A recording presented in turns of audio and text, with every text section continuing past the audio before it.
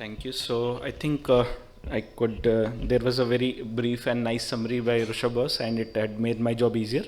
We know that KRAS is one of the very important targets now. It is not there as a targeted therapy in lung cancer. It's not very common till now, but it is a very important mutation in both pancreatic and colorectal cancer, and it helps in deciding the treatment that we already know.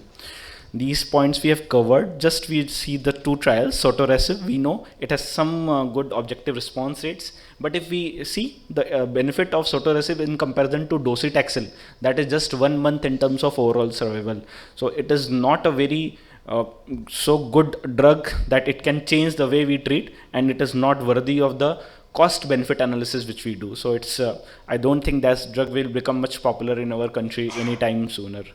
There is other data sets available, which is another drug is adagrasib. The good point about adagrasib is that it has some more activity apart from KRAS G12C. It has some activity in KRAS G12D as well. So I think there are some more trials ongoing, and it will give us more view.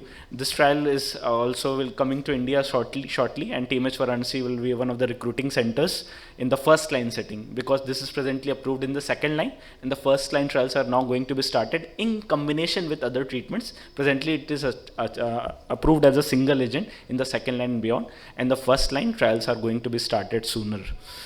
So there are multiple resistant mechanisms. 2 points is that there is a nucleotide exchange, secondary mutations. That is why within 3 to 4 months of single agent of these drugs treatment, the patients develop progression due to this secondary mutations. And this is primarily derived from Y42A mutations.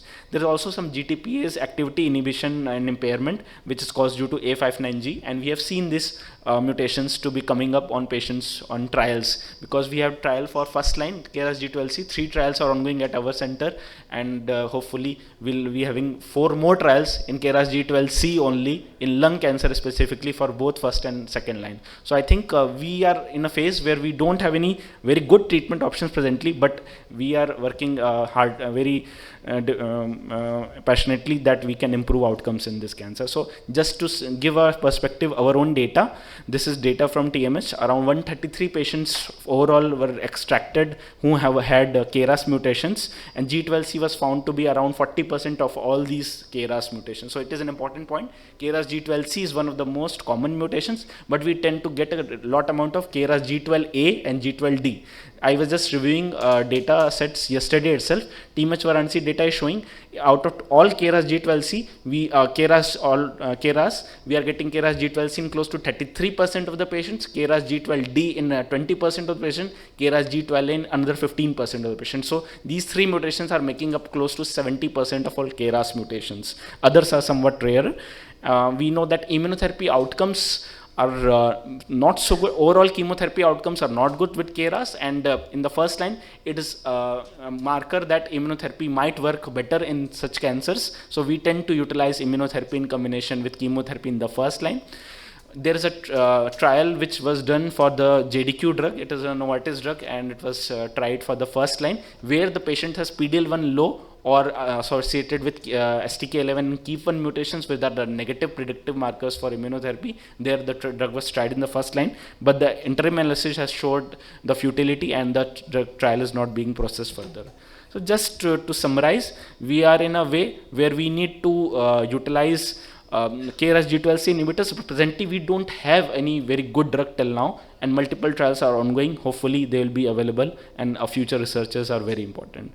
Thank you, and greetings from TMH Varanasi. This is a Varanasi Institute at Varanasi, which is rapidly flourishing, and we are seeing about 1,000 patients in medical oncology OPD daily, and we are expanding, and we hopefully will having close to 1,000 beds under medical oncology. A separate block is under making, and we'll be able to set up a benchmark in the entire Asia. Thank you.